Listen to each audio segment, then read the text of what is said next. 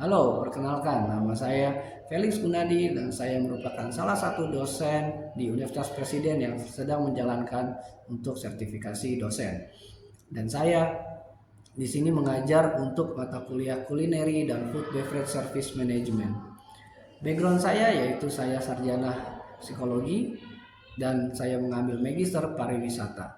Dan di sini mata kuliah yang akan saya ajukan yaitu Culinary and Food Beverage Service Management. Adapun konsentrasi saya yaitu untuk mengenai destinasi wisata, F&B management, komunikasi pemasaran kuliner. Mata kuliah yang akan saya ajarkan yaitu mahasiswa akan mempelajari konsep, metode, dan praktik manajemen kuliner serta layanan di dunia F&B. Adapun mereka juga akan melakukan perencanaan, operasional, evaluasi, layanan, keamanan pangan hingga pengembangan bisnis kuliner yang akan mereka nanti jalankan. Adapun CPL-nya terbagi menjadi 5, yaitu CPL 8 untuk menunjukkan sikap bertanggung jawab atas pekerjaan di bidang keahliannya secara mandiri. Adapun CPL 9 menginternalisasikan nilai, norma, dan etika akademik. Lulusan memahami konsep, metode, dan analisa fungsi dalam organisasi termasuk di dalamnya perencanaan, implementasi, dan evaluasi yang terdapat pada CPL 11. Pada CPL 17, lulusan mampu memahami konsep riset dan metode riset untuk digunakan dalam melakukan pengambilan keputusan. Serta CPL 24, lulusan mampu menciptakan ide bisnis yang efektif dan efisien pada tingkat operasional dengan memanfaatkan sumber daya bisnis yang ada. Adapun CPMK-nya terbagi menjadi 4. Yang pertama yaitu memahami konsep dasar dan perkembangan industri F&B. Yang kedua, menganalisis proses perencanaan dan evaluasi F&B. Yang ketiga, mempraktikkan standar layanan makanan dan minuman. Dan yang keempat, mengembangkan ide bisnis kuliner yang inovatif. Struktur materi pada perkuliahan ini terbagi menjadi beberapa bagian. Ketika sebelum ujian tengah semester, mereka akan mendapatkan materi mengenai sejarah dan tren industri kuliner, struktur organisasi dan F&B, standar pelayanan dan etika, keamanan pangan, dan HACCP atau Hazard Analysis Critical Control Point. Setelah mereka mengetahui semuanya, lalu dilakukan mid-test. Setelah ujian tengah semester atau mid-test, mereka akan melakukan penelitian dalam ide bisnis kuliner. Tren apa yang sedang muncul dan apa saja kendalanya yang akan mereka lakukan dan akan mereka buat sebuah menjadi usaha. Lalu ada strategi pemasaran dan branding, lalu ada rencana bisnis kuliner yang nantinya akan mereka aplikasikan. Metode dan penelitian pada mata kuliah ini terbagi menjadi beberapa bagian. Yang pertama yaitu pengajaran atau lecturing, yang kedua adalah diskusi kelompok atau mereka akan melakukan FGD, studi kasus, presentasi, tugas individu dan kelompok. Penilaiannya pun terbagi menjadi 4. Yang pertama adalah partisipasi mereka di dalam kelompok, ada kuis, ada presentasi, dan ketika mid-test dan atau UTS, dan penilaian akhir ketika ujian akhir. Demikian perkenalan diri saya untuk salah satu mata kuliah yang saya ampu yaitu Culinary and F&B Service Management. Terima kasih dan selamat siang. Oke, selamat pagi ya. Hari ini kita lanjutkan pertemuan yang kedua ya. Pertemuan pertama kemarin kita sudah membahas mengenai restoran itu apa, yang memaparkan perbedaan dan lain sebagainya, definisi serta sejarahnya. Kali ini kita akan membahas untuk klasifikasi dari F&B ya. Jadi di F&B itu ada banyak ya. Jadi tujuannya ini adalah untuk nanti teman-teman bisa mengerti ada yang F&B itu ada banyak banget ya, dari sisi strukturnya, struktur organisasi, dari jenisnya apa sih yang harus dilakukan, serta sampai menangani menangani komplain ya, komplain dari tamu ya. Oke, lanjut to provide meaningful and comparable statistic. Nanti juga akan ada penjelasan juga dari industri juga. Lalu kita akan melakukan ada benchmarking ya. Lalu ada yang biasanya terjadi itu apa sih? Nanti Anda sebagai yang punya restoran atau Anda sebagai nanti yang akan bekerja ya di sebuah tempat makan ya, Nah, itu kira-kira kejadian apa sih yang paling sering terjadi? Ya, kejadian apa aja? Nah ini restoran itu biasanya diklasifikasikan berdasarkan dari ini, dari namanya. Ya, kayak udah jelas banget kan, ada yang restoran namanya Pizza Hut, ya pasti dia jualan pizza kan, nggak mungkin tiba-tiba dia jualan dodol, aneh banget, ya kan? Lalu klasifikasi by food type, ya, jadi ada yang fast food, ya ada yang bilang fast food itu, oh fast food beda dengan junk food ya. Fast food itu cara penyajiannya cepat, sedangkan junk food itu adalah makanan yang tidak memiliki nilai gizi. Ya, jadi memiliki beda tipe ya. Lalu ada lagi yang tipenya à la carte. Ya, à la carte itu dari bahasa Prancis, ada yang ngerti bahasa Prancis di sini bisa ya? Bisa ya, bahasa Prancis bisa ya. Ya, oui ya. Nah, itu à la carte itu based on card. Jadi Anda pesan berdasarkan yang ada di kartunya aja atau di kartu menu. Ya, ada lagi yang tipenya buffet. Ya, buffet itu Anda bayar sesuai dengan yang Anda bisa makan semuanya. Misalnya ada satu row gitu, tapi Anda alergi seafood misalnya, dan di situ ada ikan atau udang, ya Anda nggak bisa bilang yang punya resto gitu ya, saya kan alergi seafood nih, bisa nggak saya dapat refund? Karena saya nggak makan itu nggak bisa ya. Itu dari sistem pembayaran juga sudah pasti beda ya. Lalu ada lagi kita yang namanya reshuffle. Nah, reshuffle ini dari Belanda istilahnya. Kalau ini cuma terjadi ada di Belanda dan ada di Indonesia. Kalau Anda ke restoran Padang, Anda ditaruh semua makanannya kan? Makanannya ditaruh semua, tapi Anda cuma bayar apa yang Anda ambil. Dia bukan berdasarkan dari menu, dan dia juga bukan berdasarkan dari buffet. Jadi Anda ngambil apa aja boleh, silakan. Ya, tapi Anda cuma dibayar per piring yang Anda ambil. Oke? Nah, seperti itu kira-kira ya. Ini yang paling sering Anda nanti ini tuh penamaan sebuah restoran ya, bisa dari makanan tradisional atau makanan lokal ya, gado-gado box siapa gitu ya, atau nasional cuisine ya, bisa makan restoran Indonesia atau apa gitu ya. Ini ingredient dominate theme, healthy option, cooking style, chef centric ada ya. Ada beberapa chef terkenal yang dia mendirikan restoran ya, nah itu yang dijadikan brandingnya ya, seperti itu. Oke. Mana? Ingredient dominated. Oke. Ingredient dominated itu biasanya kita ke salah satu yang kayak tadi ya, misalnya pizza atau pasta atau apa itu masuk salah satu ke ingredientnya atau bahan dasar. Okay. Tema ya, timnya misalnya temanya ada yang waktu itu saya bikin kelas, nanti ada juga akan bikin project ya. Kelasnya itu dia temanya superhero, jadi menunya itu pakai Captain Silk Amerika gitu. Karena cuma bahan panci doang, itu sama di dalamnya di kelas-kelas itu benar-benar banget. Terus ada lagi yang temanya itu kopi, jadi dia cuma taruh semuanya tuh di kanan kirinya itu menunya tuh ada terpampang gitu. Jadi beda-beda ya, itu nanti kreativitas dari mahasiswa dari Anda semua untuk membuat proyeknya yang sudah kemarin minggu lalu saya berikan ya. Nah ini dari strukturnya ya. Jadi ada property ownership, jadi ada yang punya resto itu siapa, operating management, service consultant, sama marketing. Nah ini satu kesatuan yang semuanya harus bisa bekerja sama. Ya, kembali lagi ini teorinya seperti ini akan, tapi biasanya terjadi persinggungan antara di sini dan di sini dan di sini sama di sini. Ini biasanya persinggungannya dari sini nggak ke sini ya, dikit persinggungannya, ini langsung bersinggungan ke sini. Ya, operating management langsung bersinggungan ke service, konsep sama marketing ini biasanya. Jadi nanti kalau teman-teman mau buka resto ya, atau buka resto ini harus dipahami. Ada banyak sekali nanti kalau teman-teman mau bikin resto.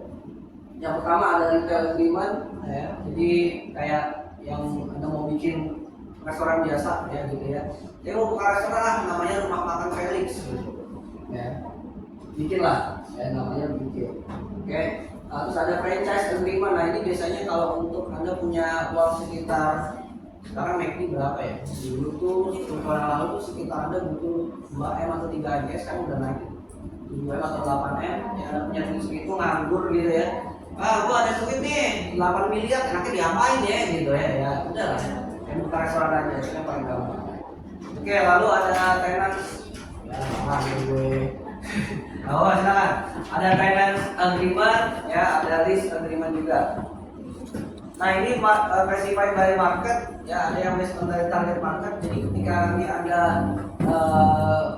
restoran itu berdasarkan dari target market. Ya kalau target market nanti kita akan bahas di materi berikutnya mengenai STP. Oke. Lalu ada similar type of food and beverage style. Kadang-kadang kompetitor nggak ada, kita ikutin aja. Ya kompetitor udah banyak nih, misalnya oh sebelah bikin martabak, yuk kita bikin martabak juga. Itu sah-sah aja, banyak-banyak aja. Ya, main food condiment, ya itu lumayan juga ya. Jadi ada orang yang suka seafood, ya jadi banyak di seafood terus ya. Relate to kompetitor sama juga sama kita. Nah ini yang untuk ini terlalu kecil ya, mohon maaf ya. Ini kalau untuk yang di restoran ya. Jadi kalau di restoran itu beda dengan di hotel untuk strukturnya. Nah kalau di restoran itu biasanya dia ada restoran manager. Nah restoran manager di bawahnya itu kita ada head chef sama sama F&B manager. Ya, restoran manager itu mengepalai F&B manager sama restoran sama head chef. Sedangkan kalau di hotel itu ada banyak banget. Salah satunya ada executive chef. Executive chef itu dia per masing-masing departemen. Jadi ada executive chef untuk pastry, ada executive chef untuk yang lain-lain banyak ya. Lalu itu ada lagi di bawahnya itu executive sous chef, itu yang terakhir saya di sana ya. Itu dia kayak tangan kanannya ya. Sous chef itu tulisannya SOUS ya, SOUS. Bacanya bukan saus, beda lagi. Kalau ini bilang bacanya sous chef. Kalau saus chef itu beda lagi. Saus chef itu yang dia ngurusin saus-saus doang. Ya, itu beda. Ya. Itu yang sous chef itu tangan kanan. Sekali lagi kita banyak mengambil term-term dari Prancis. Ya. Nanti sebelum kita mulai servis biasanya dikenal dengan istilah mise en place. Ya. Mise en place atau put everything in place. Jadi kita siapin dulu nih semuanya sebelum jam bukanya. Ya, sebelum operation yang buka kita harus menyiapkan dulu ya, untuk mise en place. Jadi biasanya itu nanti akan di cross check semua segala macam. Nah ini by style tadi kita sudah bahas ya, ada fine dining. Ya fine dining itu yang biasanya 7 course atau 5 course. Ya ada casual dining. Ya waktu itu sempat ada yang viral ya, ini kok makan di restoran kakinya diangkat. Dia makan di Solaria, dia makan di casual dining ya nggak apa-apa. Kalau di fine dining itu kaki lu pakai sendal aja nggak boleh masuk. Ya beda. Ya, kalau fine dining itu benar-benar Anda harus pakai jas, ada at least polo shirt. Ada beberapa restoran yang polo shirt aja nggak boleh masuk. At least harus pakai kemeja yang di fine dining. Ya di Menara BNI 46 ya, setahu gue di Jakarta. BCA, benar BCA di Sudirman tuh ada yang paling nggak ada apa itu. Itu dia benar strict banget, strict rules banget. Sampai kids aja nggak boleh masuk. Ya, kids nggak boleh masuk. Jadi benar-benar anaknya dititipin dulu di penitipan anak ya. Di depan ada yang dititipin anak, jadi banyak ya anak-anaknya. Orang tuanya pada makan dalam. Ya, biasanya fine dining itu dia lebih ada nanti juga akan ada ya untuk table manner. Ya teman-teman, jadi gimana sih cara makan yang fine dining? Sudah pernah dapat table manner belum? Belum ya, belum dapat table manner ya? Udah ada yang pernah, ada yang belum. Kalau makan ribet ya kalau fine dining ya. Quick restaurant service yang tadi saya bilang ini yang masuk ke fast food. Lalu ada coffee shop ya. Jadi kalau ada yang tulisannya ini ya, cafe itu pasti coffee shop. Saya sempat berantem sama beberapa punya kafe karena dia tidak menjual kopi. Sedangkan kafe itu artinya adalah coffee shop. Ya. Kafe bla bla bla bla bla. Menunya pasti ada kopi ice, teh, semua menu kopinya nggak ada. Ada merusak ya nama kafe. Ya. Kafe itu adalah coffee shop. Ya, lalu ada take away doang yang memang khusus untuk take away. Ya. Sekarang semakin banyak ya. Jadi sekarang tuh udah banyak yang jemput bola ya, kopi-kopi udah banyak yang pakai sepeda ya, dia datang ke Anda gitu jalan-jalan gitu, kopi-kopi tinggal berhentiin aja orangnya, Anda nggak usah ke tempatnya dia ya. Oke. Average spend ya biasanya Anda mahasiswa Anda untuk makan sekali makan berapa sih kira-kira? 20.000, 10.000, berapa? 15.000 segituan ya, under 50.000 kan? Nah kalau memang target marketnya adalah mahasiswa, yang bikin menunya di bawah 50.000. Ya, sampai ada kan beberapa live restoran hack, ya kan, restoran hack di TikTok banyak ya kan. Kalau Anda makan di Solaria itu makannya harusnya gimana sih biar bisa makan buat berdua, pesan satu bisa berdua. Ya tahu belum? Ya kan banyak kan kayak gitu kan, sama nasi goreng, menunya banyak. Terus habis itu apple piring 2, karena satu nasi goreng dia itu bisa untuk 3 orang, banyak banget. Nah ini tadi saya bilang berdasarkan dari payment, ya ada halaman, budget, buffet, reshuffle sama set menu. Ya, set menu ini biasanya yang fine dining. Ya, ini set menu course gitu ya, ada 4 courses atau 5 courses. Ya, ada appetizer, soup, main course, dessert. Itu yang paling common. Habis itu coffee and tea. Itu yang paling common banget. Aslinya itu ada 14. Ada 14. Makanya porsi makan itu kecil-kecil segini-segini doang. Jadi itu makan fine dining itu bisa 2 jam 3 jam. Memang benar-benar makan buat cuma itu 14 course. Itu dari ada appetizer, terus habis itu ada cold appetizer, hot appetizer, terus habis itu ada fish, terus habis fish itu ada pasta untuk cleansing mulutnya. Nah, panjang banget sampai terakhirnya coffee and tea. Ya, itu udah banyak banget. Oke. Berdasarkan dari waktunya, breakfast itu biasanya jam 6 sampai jam 6 sampai jam 10. Ya, brunch itu jam 10 sampai jam 12, lunch itu jam 12 sampai jam 3. Jam 4 itu kita biasanya masuknya ke afternoon tea. Ya, kalau di Indonesia itu waktunya ada mobil gorengan. Cuma kalau di luar negeri itu namanya afternoon tea. Ya. Dinner kita mulai dari jam 7 sampai jam 10. Nah, supper itu biasanya yang malam tuh, biasanya lewat jam 11 sampai jam 3 atau jam 4. Ya. Oke. Ya, jadi misalnya supper itu kalau yang Anda untuk pas bulan puasa tuh. Nah, sahur ya, sama saya gampang inget ya. Jadi sahur supper. Nah, jadi itu makanan tuh masih malam, itu sebelumnya breakfast. Ya, itu sebelum breakfast. Breakfast itu bukan versi itu artinya cepat ya. Ya, itu breakfast itu artinya Anda ya karena kita 8 jam kan nggak makan ya, kita fasting ya kan. Jadi Anda breakfast ya itu. Ya, jadi breakfast itu buka puasa, nah itu namanya breakfast. Ya, jadi kalau Anda nanti masuk ke bulan Ramadan gitu ya, ada puasa gitu ya kan, puasa kan habis apa biasanya kalau habis puasa? Ya, sebelum Anda mulai puasa apa sih? Sahur ya kan? Sahur sampai buka gitu ya. Wah, kita lagi makan malam nih. Enggak, bukan. Kita lagi buka puasa kan? Dia buka puasa namanya breakfast. Buka puasa namanya breakfast karena ini breakfasting. Karena 8 jam Anda tertidur, itu kan Anda gak makan, gak minum kan? Anda fasting kan, puasa kan? Ada yang lagi tiba-tiba nyemil gitu. Iya sih. Iya kan? Lagi tiba-tiba makan gorengan gitu. Saya yakin pasti kesel. Nah, ini kenapa dibikin pagi? Bukan berarti Anda makannya cepat, enggak. Ya, Anda buka puasa, itu namanya breakfast. Ya, jadi kalau Anda mau buka puasa, yuk kita bukber yuk. Wah, kita breakfast together. Ya. Bukber itu breakfast together. Ya. Oke, nah ini layout kitchennya ya, ada banyak, ada L-shape, U, Galley, Island, ya, single line, ya. Ini contohnya. Yang paling common itu dipakai yang ini, ya ini biasanya untuk open kitchen, ya, untuk open kitchen dia paling aman. Untuk biasanya single line ini jangan pernah sekali-sekali kompor sama air jadi satu, ya, bukan bahas feng shui, bukan bahas apa, jangan aja gitu. Karena setelah ini air, wah bisa sama aja bisa menyatu, bukan begitu ya.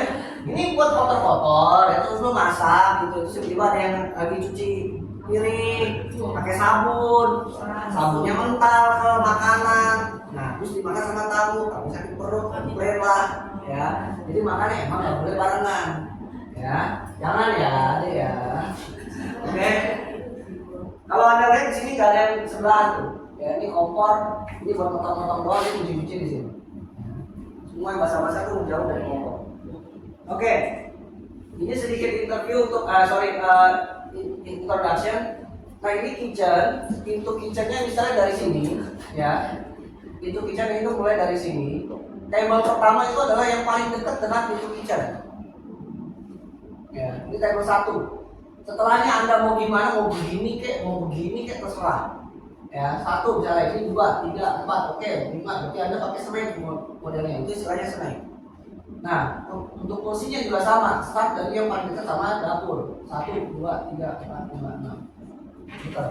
Tergantung, terserah. Kalau Anda start dari sini ke bawah, berarti dari 1, 2, 3, 4, 5, 6. Terserah.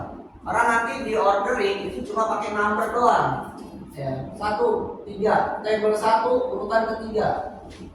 Jadi dia nggak ngomong tuh datang gini, yang nasi goreng. Nah itu dia nggak tahu nih. Nasi goreng 1, 3, oke. Isi kalau fine dining gitu. Always serve from food from the right. Ya, ribet emang. Ya. Jadi Anda harus hafal. Jadi di yang take order orang lain, yang serve orang lain, dia udah tahu. Nggak usah nanya lagi. Ya. Oke, itu kira-kira untuk hari ini ya, nanti akan ada individual assignment juga ya di kampus. Terus habis itu nanti ada group assignment dari grup yang kemarin minggu lalu ya, decide type of restoran, ini masuk ke projectnya. Anda mau bikin restoran apa ya, terus habis itu lokasinya di mana, itu lokasinya harus benar-benar ada ya, lokasinya harus benar-benar ada ya. Terus layout, yang tadi layoutnya seperti yang kayak gini. Nah ini bisa Anda bikin di kertas dulu, nggak apa-apa, aman kok. Ya, nanti minggu depan kita akan bahas lagi. Oke, kira-kira sampai sini ada yang mau nanya? Ada pertanyaan? Ada yang mau nanya? Kira-kira? Paham semua? Oke, baik kalau begitu kita ketemu minggu depan ya. Terima kasih.